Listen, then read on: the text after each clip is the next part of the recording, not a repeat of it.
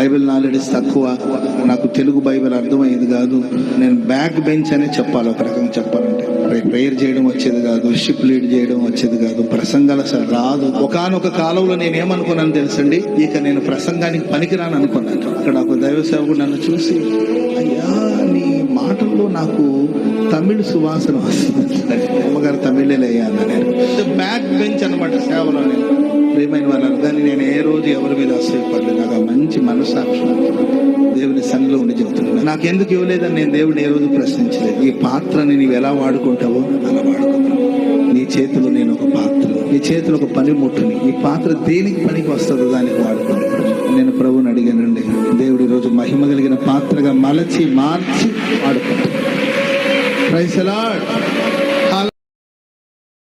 అందరూ అభివృద్ధి పదవులో ఉండేవాళ్ళు, నేను వెనక. అంటే నా నాలెడ్జ్ ఏంటో నాకు తెలుసు. బైబిల్ నాలెడ్జ్ తక్కువ, నాకు తెలుగు బైబిల్ అర్థమయ్యేది కాదు. నేను బ్యాక్ బెంచ్ అనే చెప్పాలి, ఒక రకంగా చెప్పాలంటే. ప్రేయర్ చేయడం వచ్చేది కాదు, షిప్ లీడ్ చేయడం వచ్చేది కాదు, ప్రసంగాలు అసలు రాదు. ఒకానొక కాలంలో నేను ఏమనుకున్నాను తెలుసండి, ఇక నేను ప్రసంగానికి పనికిరాను అనుకున్నాను. అక్కడ ఒక దైవ సేవకుడు నన్ను చూసి, అయ్యా నీ మాటల్లో నాకు తమిళ సువాసన వస్తుంది.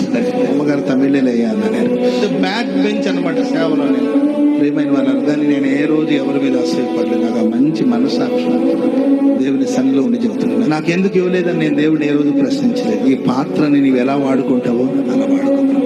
నీ చేతిలో నేను ఒక పాత్ర, నీ చేతిలో ఒక పనిముట్టుని. ఈ పాత్ర దేనికి పనికి వస్తుందో దానికి వాడుకుంటాను. నేను ప్రభువుని అడిగానండి, దేవుడి రోజు మహిమ కలిగిన పాత్రగా మార్చి వాడుకుంటాను. Praise the lord.